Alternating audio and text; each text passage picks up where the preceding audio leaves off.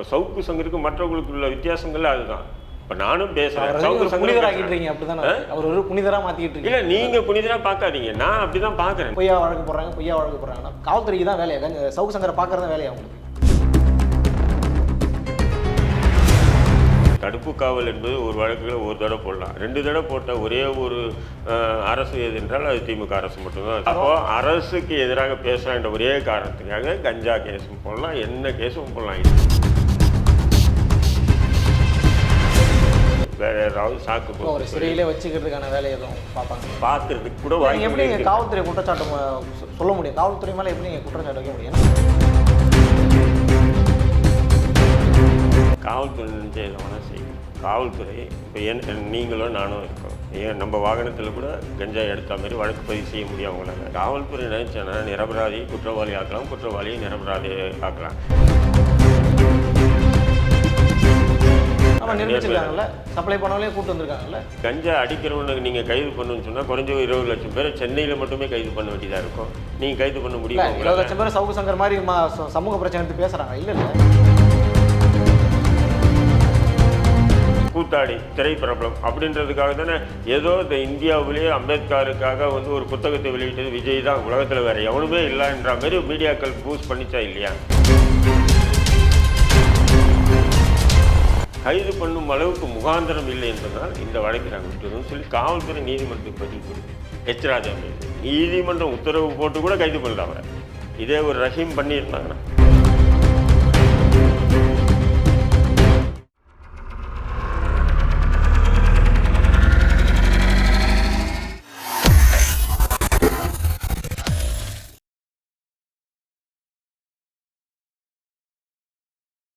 ஐத்தமிழ் நேயர்களுக்கு வணக்கம். இன்றைய நேர்காணலில் நம்மோடு இணைந்திருப்பவர் ஐஎன்எல்பி கட்சியினுடைய தலைவர் திரு தடா ரஹீம் அவர்கள்.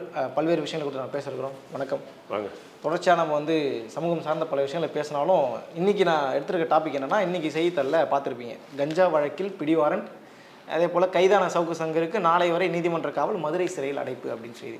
இந்த செய்தியை கேட்ட உடனே உங்களுக்கு எப்படி இருந்துச்சு? உங்கள் நண்பர் வேறு இல்லை, இது வந்து எப்படின்னு சொன்னீங்கன்னா, அரசுக்கு எதிராக தொடர்ந்து மக்கள் விரோத செயல்பாடுகளை பொது வெளியில் பகிரங்கப்படுத்திட்டு வரக்கூடிய நபர்களில் முதன்மையாக இருக்கக்கூடிய நபர் சவுக்கு சங்கர். இது மறுக்க முடியுமா யாரால? இப்போ அந்த அடிப்படையில் வந்து தமிழக அரசு அவர் மீது முதல்ல வந்து கைது செஞ்ச பிறகு அவருடைய வீடு அலுவலகம் இழுத்து மூடினது, அங்கே இருந்த கம்ப்யூட்டர்லாம் வந்து சவுக்கு மீடியாவில் இருந்த எல்லாத்தையும் அபகரிச்சது, வீட்டில் உள்ளே பூந்து வீட்டில் இருந்த பொருளெல்லாம் அபகரித்து எல்லாமே வெட்ட வெளிச்சம். இது முழுக்க ஒரு அரசு பயங்கரவாதமாகவே நான் பார்க்குறேன். அப்புறம் அவரை கைது பண்ணி சிறையில் வச்சு அடித்து கையை உடைச்சது. அதன் பிறகு பல வழக்குகள், ஒரு வழக்கு இல்லாமல் 15க்கும் மேற்பட்ட வழக்குகள் போட்டது. அதன் பிறகு உச்சநீதிமன்றத்தில் அவர் முறையிட்டு அதுவும் குண்டர் சட்டம் வந்து போட்டு, குண்டர் சட்டம் உயர்நீதிமன்றத்தால் ரத்து செஞ்ச உடனே அடுத்த வாரமே வேறு ஒரு குண்டர் சட்டம் பாஞ்சது. தடுப்பு காவல் என்பது ஒரு வழக்குகளை ஒரு தடவை போடலாம், 2 தடவை போட்ட ஒரே ஒரு அரசு எது என்றால் அது திமுக அரசு மட்டும்தான். சவுக்கு சங்கர் மீது அவர் போட்டிருக்கு. சரி, வெளியே வந்தார் ஜாமீனில். வெளியே வந்து கூட அவர் தமிழக அரசுக்கு எதிராக எதுவும் பேசக்கூடாது அப்படின்ற மாதிரி சில பேர் மறைமுகமாகவும் நேரடியாகவும் மிரட்டினாங்க. அது மீறி அவருக்கே உண்டான பாணியில் தொடர்ந்து பொது வெளியில் சோசியல் மீடியாவில் வந்து அவருடைய கருத்துக்களை பகிரங்கமாக பதிவு பண்ணிகிட்டே வராரு. அது எல்லா விஷயமும் அது வந்து திமுகவுக்கும் மிகப்பெரிய ஒரு பின்னடைவாக இருக்குது. அப்போ என்னடா பண்ணலாம்? இப்போ புதுசாக என்ன வழக்கு போடலான்னு பார்க்குறாங்க, முடியல. இப்போ சமீபத்தில் கூட வந்து கமிஷனர் அலுவலகத்தில் வந்து அவர் அதாவது வராக்கியை பற்றி அவர் பேசுகிறார். வராக்கியை ஏன் கைது செய்யப்பட்டார், எதற்காக கைது செய்யப்பட்டார், சோசியல் மீடியாவில் உட்காந்து இப்போ நம்ம கூட பேசுகிறோம், பல வழக்குகளை பற்றியெல்லாம் இங்கே பேசிக்கிறோம்.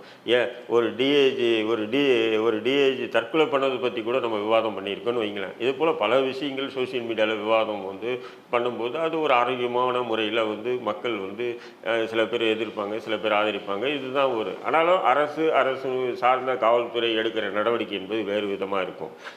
இது வந்து இப்போ நம்ம வந்து கள்ளக்குறிச்சி மாணவி ஸ்ரீமதி வழக்கில் கூட அரசு காவல்துறை எடுத்த நடவடிக்கை வேறு, ஆனால் நம்மளை போன்ற நபர்கள் பேசுனது வேறு விதமாக இருந்தது. இது எல்லா இடத்துலையும் எல்லா இடங்கள்லையும் நடக்கக்கூடிய ஒரு இயல்பான விஷயம். ஆனால் சவுக்கு சங்கரை பொறுத்தவரையிலும் என்ன பண்ணுறாங்கன்னு சொன்னால், நீ எப்படி வந்து வராக்கியை வந்து சப்போர்ட் பண்ணி பேசுன, வராக்கி வந்து அந்த கைது சம்மந்தமாக நீ பேசுனது தவறு, அதுக்காக ஒரு சம்மன் அனுப்பி இப்போ சமீபத்தில் உள்ள கமிஷனர் அலுவலகத்தில் வந்து விசாரணை பண்ணியிருக்காங்க. அதை விசாரணை பண்ணிட்டு வெளியே வந்து கூட அவர் இன்டர்வியூ கொடுக்குறாரு, பார்த்துருப்பீங்க நீங்கள் இல்லையா? அது எதுக்காக வந்து இப்படி என்னை வந்து இது பண்ணுறாங்க அப்படின்றத மென்ஷன் பண்ணி இன்டர்வியூ பண்ணியிருக்காங்க. அப்போ இது எல்லாம் தான் வந்து திமுகவுக்கும் திமுக காவல்துறைக்கும் காவல்துறை ஏன்னு சொன்னால் காவல்துறை திமுக இல்லை, காவல்துறை என்பது அரசு அவங்க. ஆனாலும் இப்போ சில அதிகாரிகள் திமுகவுக்கு ஆதரவாகவே செயல்படுறாங்க. இல்லை, இந்த வழக்கில் இந்த பத்திரிகையில் என்ன போட்டிருக்காங்க அப்படின்னா, விசாரணைக்கு நேரில் ஆஜராகாததால் அவருக்கு பிடிவாரண்ட் பிறப்பிக்கப்பட்டது. சட்டத்தை பற்றி நிறைய பேசுகிறாரு, பல வீடியோக்களில் சட்ட நுணுக்கங்கள் எல்லாம் பேசக்கூடிய சவுக்கு சங்கருக்கு ஆஜராகவும் தெரியாதா? இல்லை, நான் என்ன சொல்கிறேன், இயல்பாக ஒருத்தர் வந்து ஜாமீனில் வெளியே வரும்போது ஜாமீன் கொடுக்கும்போது நீதிமன்றம் சில கண்டிஷன் கொடுக்கும். அதாவது ஒரு மாதம் வரையும் நீங்கள் தினமும் இந்த காவல் நிலையத்தில் கையெழுத்து போடணும், அல்லது வாரத்துக்கு ஒரு முறை இந்த காவல் நிலையத்தில் கையெழுத்து போடணும், அல்லது இந்த நீதிமன்றத்தில் கையெழுத்து போடணும். இப்படி வந்து கண்டிஷன் கொடுப்பாங்க. உத்தரவு வரும் வரையில் கையெழுத்து தொடரணும் அப்படின்னு சொல்லி சில பேர் போடுவாங்க. சில பேர் இல்லை, மொத்தமே ஒரு மாதத்துக்கு கையெழுத்து போடணும் அப்படின்ற உத்தரவு போடுவாங்க. அந்த உத்தரவின் அடிப்படையில் தான் செயல்படணும். ஆனால் சவுக்கு சங்கரை பற்றி பார்த்தீங்கன்னா 17க்கும் மேற்பட்ட வழக்குகள். இந்நிலையில் அவருக்கு உடல்நிலை பாதிப்பு. சென்னையிலேருந்து மதுரைக்கு போய், மதுரையிலேருந்து கோயம்புத்தூர் போய், கோயம்புத்தூர் தேனிக்கு போய், இப்படி அவரால் வந்து சுற்றிட்டு இருக்கணும்னா அவ்வளோ சாதாரண. அவர் ஒன்றும் மிஷின் இல்லை, பட்டன் தட்டணுன்னு அங்கே போயிடுறதுக்கு. அப்போ போகணும்னு சொன்னால் அது பொருளாதார வாகன வசதிகள், அவருடைய உடல்நிலை, 50 வயசுக்கிட்ட ஆக போகுது இல்லையா, உடல்நிலை, இதெல்லாம் கூட நீதிமன்றங்கள் உள்வாங்கி தான் அந்த கொடுக்குறாங்க. அப்போ காவல்துறை அட்ஜஸ்ட் பண்ணுவாங்க. தெரியும் காவல்துறை இன்றைக்கி வந்து இந்த கோர்ட்டுக்கு போயிருக்கான், அடுத்த நாள் இப்போ 10 மணிக்கு வந்து தேனியில் அட்டன் ஆகணும், 11 மணிக்கு மதுரையில் அட்டன் பண்ணால் முடியுமா? உதாரணத்துக்கு சொல்கிறேன், முடியாது.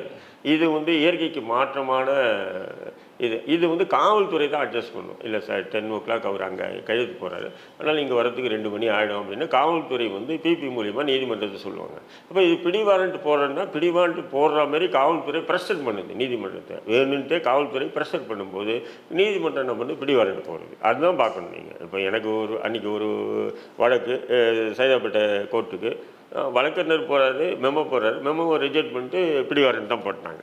அப்போது அவர் ஃபோன் பண்ணி சொல்கிறாரு, என்ன இது மெமோ ரிஜெக்ட் பண்ணிட்டு பிடிவாரண்ட் வாரண்ட் போட்டார் அப்படின்னு. அப்படியே என்னடா அப்படின்னு சொல்லி அடுத்த நாள் நான் காலையிலேருந்து 3 மணி ஆச்சு மாலை, அது வரையும் நின்று அந்த பிடிவாரண்டை ரத்து பண்ணிவிட்டு நான் வந்தேன். அப்போது நான் சென்னையில் இருக்கிறதுனால நான் உடனே போயிட்டேன். நான் என்னடா இது இல்லைன்னு சொன்னால் என்ன அரெஸ்ட் வாரண்ட் போடுவாங்க அடுத்து, புரிஞ்சுங்களா உங்களுக்கு? அப்போ நம்ம போகிறோம் வந்துடுறோம். இதே நான் மதுரைன்னு சொன்னால் என்னால் உடனே போக முடியுமா? கொஞ்சம் யோசனை பண்ணி பாருங்கள். இதை வச்சு பழிவாங்கிறாங்கன்ற இது காவல்துறை தான் இது எல்லாமே வந்து அட்ஜஸ்ட் பண்ணும். இது காவல்துறை வந்து அட்ஜஸ்ட் பண்ணக்கூடிய ஒரு இதுதான் இந்த மாதிரி. ஏன்னா அவருக்கு ஒரே ஒரு வழக்கு இருக்குது, அந்த ஒரு வழக்குலேயும் அவர் வந்து கையெழுத்து போடல, ஒரு வழக்கும் நீதிமன்றத்துக்கு ஆஜர்படலைன்னு சொன்னால் நீங்கள் சொன்ன மாதிரி லாஜிக்காக ஏற்றுக்கலாம். நீங்கள் தான் அத்தனை வழக்கு போட்டு விட்டீங்களா, ஊருக்கு 2 கேஸாக போட்டு விட்டீங்களா, கஞ்சா கேஸு, பஞ்சா கேஸு, மஞ்சள் கேஸு, அந்த கேஸு, இந்த கேஸுன்னு போட்டிங்களா இல்லையா? அப்போ இது காவல்துறைக்கு தெரியும், அரசுக்கு தெரியும். அப்படிங்கும்போது இது அவசரமாக பிடிவாரண்ட் போட்டு இது பண்ணி பிடிவாரண்டில் என்னென்னா இன்ன வரையும் நீதிமன்ற காவல் இது பண்ணியிருக்காங்க. இன்றைக்கி அவர் நீதிமன்ற ஆஜராகணும், மறுபடியும் அவர் ஜாமீன் கொடுக்கணும். இதுதான் முறை, புரியுதுங்களா? இப்போ இதில் என்னன்னு சொன்னால் இவராக போய் நேரடியாக ஆஜராக இருந்தார்னா வழக்கறிஞர் வச்சு இவருக்கு வந்து என்ன இருக்கும், அங்கேயே வந்து ரிமாண்ட் ஆக்ஷன் இது பண்ணிட்டு இருப்பாங்க. இந்த வாரண்ட்டு போட்டவங்க வாரண்ட்டை கேன்சல் பண்ணியிருப்பாங்க. இவங்க என்ன பண்ணுறாங்க, காவல்துறை அவ்வளோ சீக்கிரமாக காவல்துறை கைது பண்ணி நாங்கள் பாருங்கள் நீங்கள் இது பண்ணோடனே காவல்துறை கைது பண்ணி கொண்டு வந்து ப்ரொடியூஸ் பண்ணுங்கள். அதனால தான் அந்த 2 நாள் நீதிமன்ற காவல் வைக்கிறாங்க. நீதிமன்ற காவல் வந்த பிறகு ஆஸ் பர் ப்ரொசீஜர் என்னன்னு சொன்னீங்கன்னா அங்கேயே அவரை வந்து மறுபடியும் ஜாமீன், இனி இதுமாரி பண்ணாதீங்கன்னு எச்சரித்து ஜாமீன் கொடுப்பாங்க. நாளைக்கு தான் பார்க்கணும் என்ன பண்ணுது காவல்துறை, அல்லது வேறு ஏதாவது சாட்சிகளை கலைக்க முயற்பட்டார், அது பண்ணார் இது பண்ணாருன்னு சொல்லி வேறு ஏதாவது சாக்கு ஒரு சிறையிலே வச்சுக்கிறதுக்கான வேலை எதுவும் பார்க்குறதுக்கு கூட எப்படி நீங்கள் காவல்துறை குற்றச்சாட்டு சொல்ல முடியும்? காவல்துறை மேலே எப்படி நீங்கள் குற்றச்சாட்டு வைக்க முடியும்? ஏன்னா போகிறதே வந்து இந்த போதைப் பொருள் தடுப்பு சட்டத்தின் கீழே தான் போகிறாரு. அந்த கஞ்சா சம்மந்தப்பட்ட கேஸில் தான் அவர் வந்து இந்த பிரச்சனையே ஆரம்பிக்குது. அதுவும் இன்னும் நீங்கள் ஆரம்பத்தில் சொன்னீங்க அவர் வந்து பண்ணலைன்ற மாதிரி சொன்னீங்க. ஆனால் இவங்க செய்தித்தாளில் எப்படி வந்திருக்கு அப்படின்னா அவருக்கு சப்ளை செய்தது தொடர்பாக ராமநாதபுரத்தைச் சேர்ந்த கஞ்சா வியாபாரிகள் மகேந்திரன், பாலமுருகன் ஆகியோரும் கைது செய்யப்பட்டன்ற மாதிரி அவருக்கு சப்ளை செஞ்சவங்களே கைது செஞ்சுருக்காங்க. அப்படின்னா அங்கே கஞ்சா புழக்கம் இருந்திருக்குன்ற மாதிரி தான் கேஸ்லேயே சொல்கிறாங்க. நீங்கள் எந்த அடிப்படையில் அதை நீங்கள் சொல்கிறது? காவல்துறை நினைச்ச எதோனா செய்யும். காவல்துறை இப்போ நீங்களும் நானும் இருக்கோம், ஏன் நம்ம வாகனத்தில் கூட கஞ்சா எடுத்த மாதிரி வழக்கு பதிவு செய்ய முடியும் அவங்களால? சப்ளை செஞ்சவனே சேர்க்கலாமா? கேளுங்க, கஞ்சாவை எடுத்து தான் வழக்கு பதிவு செய்ய முடியும். வழக்கு பதிவு செஞ்சு இந்த கஞ்சாவை வந்து நான் யார்கிட்ட வாங்கினேன்னு சொல்லி வழக்கு பதிவு செய்ய முடியும். ஒரு 4 பேரை பிடிச்சி ஏற்கனவே கஞ்சா கேஸ் உள்ளவங்க இருப்பாங்கள்ல, அவங்க வந்து ரஹீம் பாய்க்கு நான் தான் கொடுத்தேன் அப்படின்னு சொல்லி வாக்குமூலம் வாங்கி ஒருத்தர் ரஹீமுக்கு வந்து இந்த நேரத்தில் இந்த தேதியில் இவர் கஞ்சா கொடுத்தாரு அப்படின்னு சொல்லி வாக்குமூலம் இது பண்ண வாய்ப்பு இருக்குது. எல்லாமே காவல்துறை நினைச்சேன்னா நிரபராதி குற்றவாளி ஆக்கலாம், குற்றவாளியை நிரபராதி ஆக்கலாம். இது இன்னைக்கு நேரத்தில் இது காலங்காலமாக நடந்துட்டு வரக்கூடிய ஒரு இயல்பான நீதியாக தான் இருக்குது. அநீதியாக இருக்குது, நீதின்னு சொல்ல முடியாது, அநீதியாகவே இருக்குது.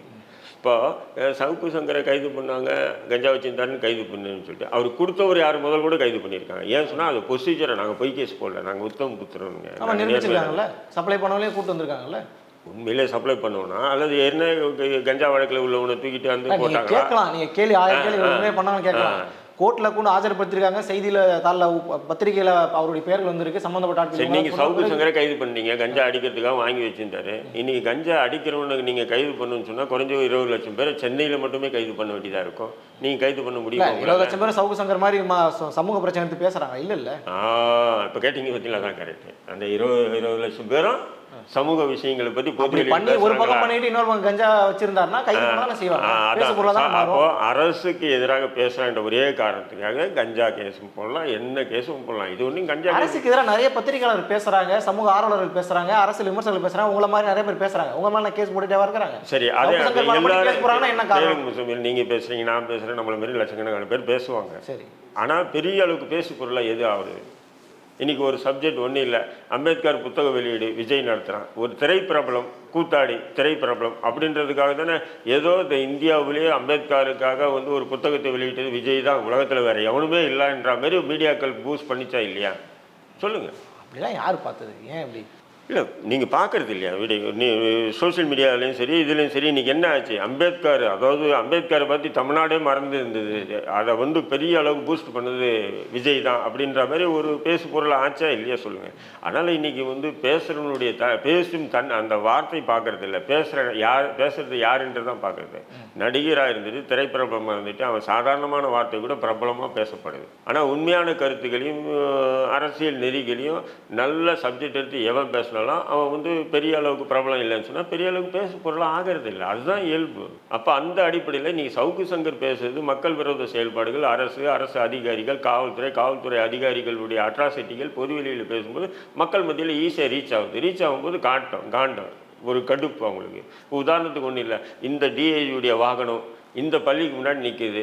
ஏன் நிற்கிது இந்த டிஐஜி வாகனம் அப்படின்னா அவருடைய பேரனையும் பேத்தியும் ஸ்கூல்லேருந்து கொண்டு போகிறதுக்காக நிப்பாட்டுறாங்க. அப்போ அரசு வாகனத்தை, அதுவும் அவர் பயன்படுத்தக்கூடிய ஒரு வாகனத்தை எப்படி அவர் இல்லாமல் அவருடைய பேரன் பேத்தியை வந்து ஸ்கூல்லேருந்து கூட்டு போகிறதுக்கு இது எந்த அரசு அனுமதிக்குதுன்னு போடுறாங்க. இது வந்து அவங்களுக்கு ஒரு நெருடல் ஏற்படுத்துது.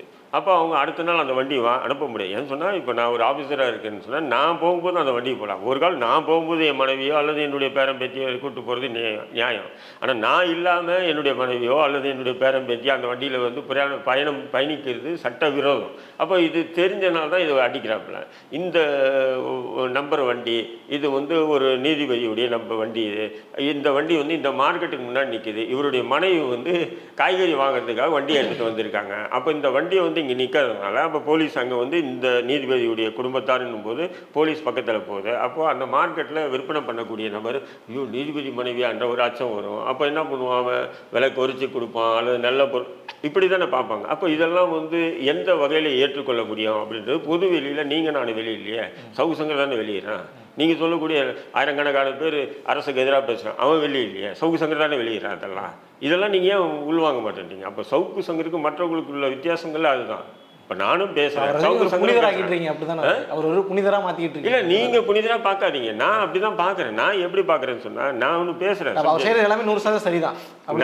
நான் ஒன்று பேசுகிறேன், அதே இது சங்கர் ஒன்று பேசுகிறாப்புல. சங்கர் பேசுறது பெரிய அளவுக்கு ரீச் ஆகுது. நம்ம வந்து பேசணும் என்னோட சங்கரத்தை ஒன்று பெரிய ரீச் ஆகுன்னு சொல்லக்கூடாது. ஏன்னா அந்த மாதிரி சப்ஜெக்ட் வருது, அவனுக்கு கண்டென்ட் வருது. அந்த கண்டென்ட்டை வச்சு அவர் கொஞ்சம் அவருக்கே உண்டாகும் மாநில அவர் பேசும்போது மக்கள் மத்தியில் ஈஸியாக ஒரு சோஷியல் மீடியா இன்ஃப்ளூயன்சர் தான் மிகப்பெரிய ரீச்லாம் இருக்கு. இது வந்து அரசுக்கு ஒரு விதமான நெருக்குதல் கொடுக்குதா இல்லையா? மற்றவங்க பேசுறது நெருக்குதல் கொடுக்கலையே, அவர் பேசும்போது ஒரு நெருக்குதல் கொடுக்குதா இல்லையா? அப்போ இதுதான் காரணம். அவர் வந்து மாட்டினா போதும் தூக்கி உள்ள போடுவோம் அப்படின்னு எதுக்கு இருக்கா? இதுதான் காவல்துறை. அப்போ என்ன பண்ணுறான், வாரண்ட்டு அங்கே எக்ஸ்ட்ரா அங்கே பிடி வாரண்ட்டு போட்ட அடுத்த நிமிஷமே அவர் இங்கே அதுவும் நான் மதுரையிலேருந்து போலீஸ் வந்து ஒரு கோர்ட்டில் வந்து பிடிவாரண்ட் போட்டாங்கன்னா அந்த வழக்கு சம்மந்தமாக எந்த court, Theni police. Theni police வந்து சென்னைக்கு வந்து அவர் எங்கே இருக்கார் தேடி கண்டுபிடிச்சி கைது பண்ணுவது அது மரபு. ஆனால் அங்கே பிடிவாரண்ட் போட்டவுடனே அங்கேருந்து ஃபோன் பண்ணி இங்கே சொல்கிறாங்க, இங்கே சென்னை போலீஸ் அவரை கைது பண்ணி உட்கார வச்சு தேனி போலீஸ் வந்த பிறகு தேனி போலீஸ்கிட்ட ஒப்படைக்குது. இதெல்லாம் இதுக்கு முன்னாடி யாருக்கு இப்படி பண்ணியிருக்கு? அவர் ஒன்றும் ஓடி ஒழிஞ்சக்கூடிய நபர் இல்லையே. அப்போ இதெல்லாம் வந்து பார்த்தீங்கன்னா இது ஒரு அரச பயங்கரவாதமாக தான் நான் பார்க்குறேன். என்னுடைய நபரை வந்து பண்ணுறாங்க அப்படிங்கிறத ஒட்டுமொத்த அரசியல் குற்றம் சாட்டுறது, ஒட்டுமொத்த காவல்துறையும் குற்றம் சாட்டுறதெல்லாம் எப்படி இது உங்களுக்கு புரியாது, எனக்கு புரியுது. அதனால் நான் சொல்கிறேன், யதார்த்தம் நான் சொல்கிறேன். இப்போ பிடி வாரண்ட்டுன்னும் போது அந்த பிடி வாரண்ட்டு போட்டு எந்த காவல் நிலையம் என் மீது வழக்கு போட்டு தான் அந்த காவல் நிலையத்துக்கு அந்த கோர்ட்டினுடைய பிடி வாரண்ட்டு போகும்.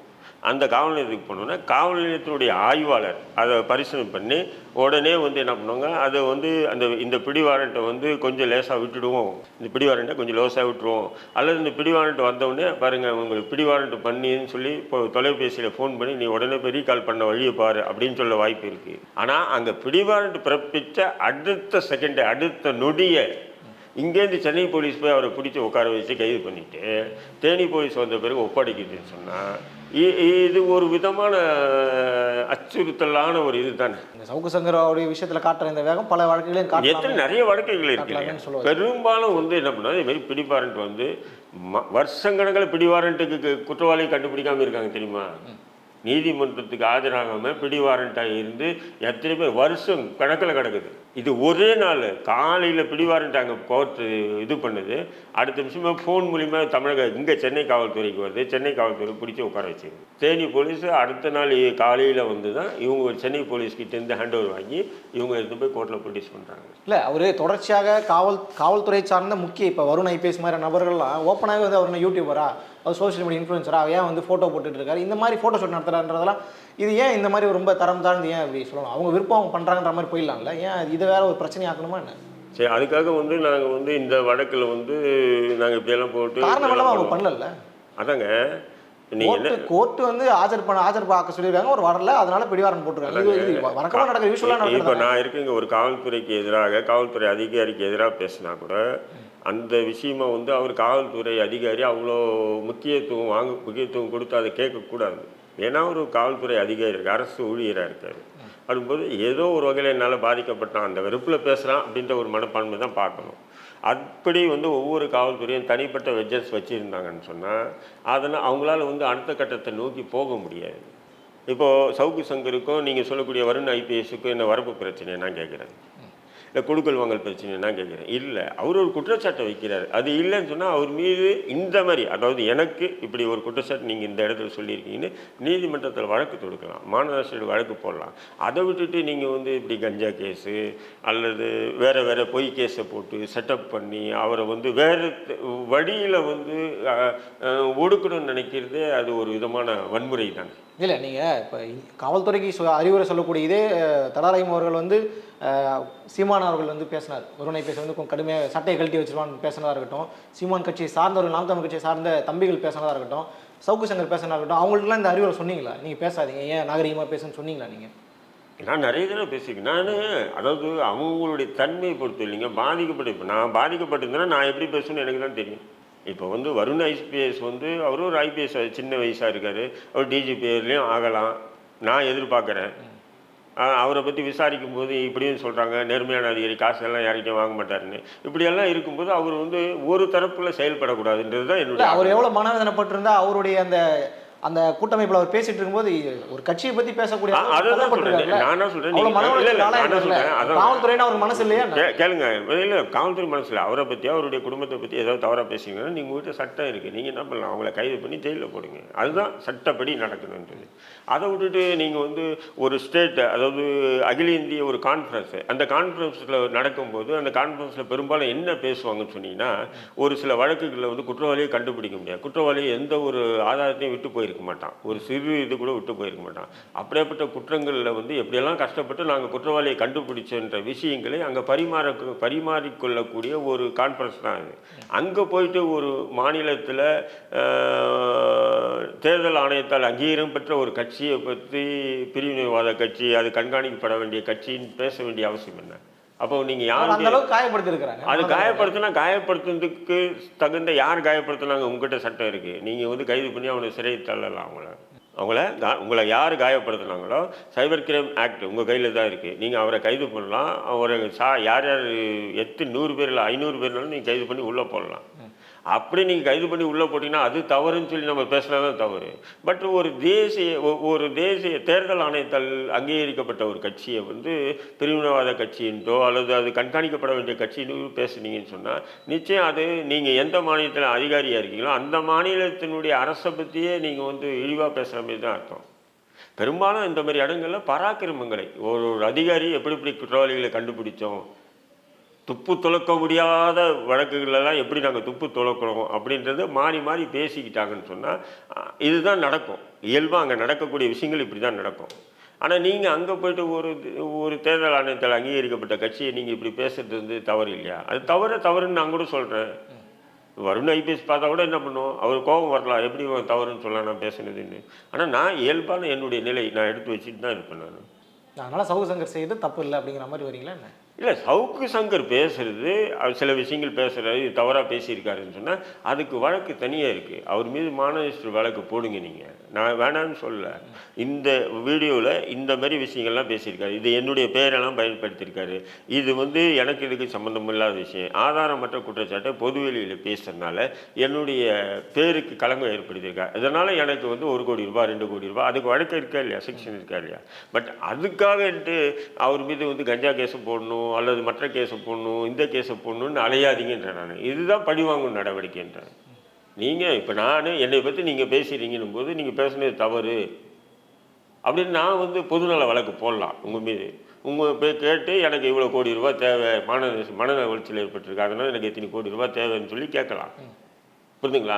அதிகாரம் எங்கிட்ட இருக்குன்றதுக்காக நான் வந்து முசமியில் வந்து கஞ்சா கேஸ்லையோ அல்லது ஏதோ ஒரு மர்டர் கேஸ்லையோ அல்லது ஏதோ ஒரு திருநாட்டு கொலை மிரட்டல் வழக்குலையோ நான் கைது பண்ணேன்னு சொன்னால் அது என்னுடைய அதிகாரத்தை துஷ்பிரயோகம் செய்வதுக்கு இல்லை. அதாவது பொய் வழக்கு போடுறாங்கன்றீங்க, இது வரைக்கும் அந்த வழக்கு பொய்யா உண்மையானது நிரூபிக்கப்படலை. அப்போ எந்த அடிப்படையில் அது பொய் வழக்குன்னு சொல்கிறீங்க நீங்கள்? உண்மை என்ன வெளியே வந்து தீர்ப்பு வந்தால் நம்ம முடிவு பண்ணிக்கலாம் இது தவறான இது பண்ணிட்டாங்கன்னு சொல்லி. எனக்கு சரி, நீங்கள் எல்லா பேட்டிலையுமே அதை தான் மென்ஷன் பண்ணுறீங்க, பொய்யா வழக்கு போடுறாங்கன்னா காவல்துறைக்கு தான் வேலையா? சவுக்கு சங்கரை பார்க்குறது தான் வேலையா உங்களுக்கு?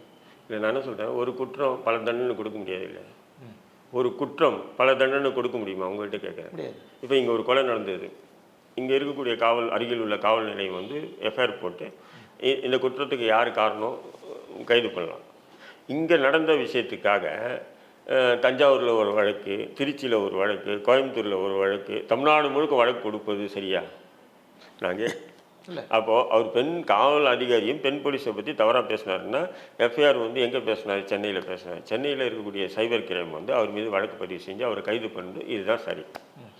அதை விட்டுட்டு தமிழ்நாடு முழுக்க அவர் மீது வழக்கு அதே வழக்கு அதே செக்ஷனில் கைது பண்ணாங்களா இல்லையா? இதெல்லாம் சட்டத்துக்கு உட்பட்ட செய்யலாம். நான் கேட்குறேன், நீங்கள் சொன்ன மாதிரி நீதிமன்றத்துக்கு போய் விசாரிக்கும் காரி திருப்பி எல்லாத்தையும் ஒரு வழக்காக தான் ஆக்குவான், அது வேறு. இருந்தாலும் அவரை மன உளைச்சல் எடுக்கிறீங்களா இல்லையா? இங்கேருந்து திருச்சி கொண்டு போகிறீங்க, திருச்சி கோர்ட்டில் ப்ரொடியூஸ் பண்ணுறீங்க, திருச்சி கோர்ட்டில் ப்ரொடியூஸ் பண்ணிவிட்டு அங்கே ஒரு 10 நாள் கஸ்டடின்னு கேட்குறீங்க, போலீஸ் காவலன்னு கேட்குறீங்க, மறுபடியும் கொண்டு போய் ஜெயிலில் விடுறீங்க, மறுபடியும் என்ன பண்ணுறீங்க, திருநெல்வேலி கூப்பிட்டு போகிறீங்க, திருநெல்வேலி கோர்ட்டில் ப்ரொடியூஸ் பண்ணுறீங்க, அங்கே ஒரு 10 நாள் கஸ்டடி வேணும்னு கேட்குறீங்க, மறுபடியும் தஞ்சாவூர் கூப்பிட்டு போகிறீங்க. அப்போ இதெல்லாம் வந்து ஒரு சட்டத்தை காக்க வேண்டிய காவல்துறை சட்டத்தை மீறுவது சரியா? அதுதான் சொல்கிறேன், பொய்ன்றாங்கலாம், பொய் கேஸுன்றேன். நீங்கள் பேசுனே சென்னையில் உட்காந்து பேசுனாங்க, அந்த ரெட்ஃபிக்ஸ் யூடியூப் ஜெரால்டு ஃப்ளிக்ஸ் மீதியும் சவுக்கு சங்கரை கைது பண்ணுறீங்க. சென்னை சைபர் கிரைம் இல்லையா? நான் கேட்குறேன் உங்கள்கிட்ட, இருக்குது இல்லையா? சென்னை சைபர் கிரைம் இருக்குது. சென்னை சைபர் கிரைம் கைது பண்ணி வழக்கு போட்டிருந்தோன்னா நம்ம அதை வந்து தப்பு இது வாதாட முடியாது. தேனிக்கு போயிருக்கும்போது கோயம்புத்தூர் போலீஸ் போய் அங்கே கூட்டின்னு போய் கோயம்புத்தூரில் கைது பண்ணி கோயம்புத்தூர் ஜெயிலில் வச்சு கோயம்புத்தூரில் அடித்து கைது உடைச்சி அங்கே கூட்டு வரும்போது ஆக்சிடென்ட் பண்ணி ஒரு மரணப்பீதியை ஏற்படுத்தி அதன் பிறகு திருச்சியிலிருந்து சென்னையில் இப்படி வந்து நீங்கள் வந்து இது பண்ணதெல்லாம் பார்த்தீங்கன்னா காவல்துறை சட்டத்தை கையில் வச்சுக்கிட்டு ஒரு தனி மனிதனுக்கு எதிராக அரசுக்கு எதிராக பேசுகிறாருன்ற ஒரே காரணம் தவிர வேறு என்ன இருக்குது? கொலை பண்ணனா, கொள்ளை அடித்தானா, ஊழல் பண்ணனா? சரி, சவுக்கு சங்கர் காட்டக்கூடிய இந்த வேகத்தை பிற வழக்குகளையும் காட்ட முடியல இல்லை உங்களால். இப்போ உதாரணத்துக்கு ஒரு 3 இயர்ஸ் பிஃபோர் 3 வருஷத்துக்கு முன்னாடி ராம்நாட்டில் வந்து பாஜகவினுடைய மாவட்ட தலைவர் அரவிந்துன்னு சொல்லிட்டு, அரவிந்தோ ஏதோ ஒரு பேர், அவன் பேர், அவருடைய தந்தை வந்து 4-5 பேரெல்லாம் வந்து கொலைவெறி தாக்குதல், அதாவது அவரை அரவிந்துக்கோ அவரை தாக்க வராங்க. அவருடைய தந்தை வந்து தடுக்க வந்து அவருக்கு அவர் வந்து தீவிர சிகிச்சை பிரிவில் இருக்கார். அப்போ அந்த நேரத்தில் வந்து எச் ராஜா வந்து என்ன பண்ணுறாருன்னா, முஸ்லீம் பயங்கரவாதிகள் தான் இந்த தாக்குதல் தொடுத்தாங்கன்ற மாதிரி தன்னுடைய லெட்டர் ஹெட்டில் தன்னுடைய லெட்டர் ஹெட்டில் வந்து இது கொடுக்குறாரு, புகாராக கொடுக்குறாரு, அறிக்கை கொடுக்குறாரு, எல்லாமே பண்ணுறாரு. அப்போ இது சம்மந்தமாக அந்த லெட்டர் ஹெட் வாங்கி வச்சுக்கிட்டேன். அதன் பிறகு ராம்நாடு காவல்துறை விசாரணை பண்ணதில் அந்த அரவிந்த் என்றவனும் இன்னொருத்தரும் சேர்ந்து ஒரு அமைச்சர்கிட்ட பிஏவாக இருந்தாங்க. அப்போது 2 பேருக்குள்ளே கொடுக்கல் வாங்கல் பிரச்சனை இருந்தது. அதன் காரணமாக தான் இந்த கொலைவெறி தாக்குதல், அரவிந்தை கொல்ல வந்தாங்க, அதனால் அவருடைய தந்தை பாதிக்கப்பட்டார் அப்படின்ற மாதிரி குற்றவாளிகளை கைது பண்ணிட்டாங்க. அப்போ பண்ணும்போது அப்போ இவர் வந்து ஒரு கட்சியினுடைய தலைவராக இருந்துக்கிட்டு, தேசிய கட்சி தலைவராக இருந்துக்கிட்டு, இப்படி 2 சமூகத்து மத்தியில் அந்த சம்பவம் நடந்த உடனே என்ன ஏதுன்னு தெரியாமல் ஒரு சமூகத்தின் மீது ஒரு காழ்ப்புணர்வை ஏற்படுத்தி இந்த அதாவது 2 சமூகத்தில் ஒரு பதட்டத்தை ஏற்படுத்துகிற காரணத்தில் இவரை கைது பண்ணணும்னு சொல்லி நான் புகார் கொடுக்குறேன் டிஜிபி ஆஃபீஸில். அவன் வாங்கிட்டு வச்சுக்கிட்டாங்க. அப்போது அந்த புகார் காப்பியை வாங்கிட்டு நான் உயர்நீதிமன்றத்தை வழக்கு போடுறேன். வழக்கு போட்டு இவரை கைது பண்ணணுன்னு. அப்போ உயர்நீதிமன்றம் விசாரித்து இது சரியானது, வழக்கு விசாரணை எடுத்துக்கிட்டாங்க. அப்போது நம்ம வழக்கறிஞர் சொன்னார், ரஹீம்பாய் இப்போ இருக்கிற நீதிபதி சரியில்லை, எந்த வழக்கு போட்டாலும் உடனே என்ன பண்ணுறாரு, கோர்ட்டு நேரத்தை வேஸ்ட் பண்ணுறதுக்காக போடுறீங்க அப்படின்னு 5 லட்சம் 6 லட்சம் ஃபைன் போட்டுறாங்க. அதனால் நான் இந்த வழக்கு போடணுமா யோசனை பண்ணி அப்போ நான் அவர்கிட்ட கேட்டேன், என் வழக்கறிஞர்கிட்ட. அப்போது என்ன சார், என்ன தலைவர், என்ன பண்ணலாம் சார் அப்படின்னு கேட்கும்போது அவர் சொன்னார், சரி பணம் கட்டலைன்னா அப்படின்னு, பணம் கட்டலைன்னா 6 மாதம் ஜெயில் கொடுப்பாங்க, நீங்கள் போடுங்க. ஒரு பணம் கட்ட சொல்லுவாங்க, கட்ட முடியாதுன்னு 6 மாதம் நான் ஜெயிலில் இருந்துட்டு வரேன் சார், நீங்கள் போடுங்கன்னு. அதுக்கப்புறம் போட்டார். போட்டோன்னே வழக்கை விசாரணைக்கு எடுத்துக்கிட்டு நீதியரசர் அவர் என்ன பண்ணுறாரு, உடனே காவல்துறைக்கு இதை விசாரித்து இவரை கைது பண்ணுங்கன்னு காவல்துறைக்கு டைரெக்ஷன் கொடுக்குறாங்க உயர்நீதிமன்றம் எச் ராஜா. ஆனால் காவல்துறை என்ன பண்ணுதுன்னா, நாங்கள் விசாரித்தோம், கைது பண்ணும் அளவுக்கு முகாந்திரம் இல்லை என்பதனால் இந்த வழக்கை நாங்கள் விட்டுறோம்னு சொல்லி காவல்துறை நீதிமன்றத்துக்கு பதில் கொடுக்குது எச் ராஜா மீது. நீதிமன்றம் உத்தரவு போட்டு கூட கைது பண்ணல அவரை. இதே ஒரு ரஹீம் பண்ணியிருந்தாங்கன்னா நீதிமன்றம் வண்டியும் போக வேண்டியதில்லை. எவனா ஒரு தெரு பொறுக்கி போய் புகார் கொடுத்ததால் அடுத்த நாள் என்னை கைது பண்ணி உள்ளே போட்டிருப்பாங்க. நீங்கள் சட்டம் அப்படி தானே இருக்குது. கிட்டத்தட்ட காவல்துறை சவுக்கு சங்கர் வழக்கில் ஒரு காழ்ப்புணர்ச்சியோடு தான் அணுகிறாங்கன்ற மாதிரி நீங்கள் ஓர வஞ்சனை.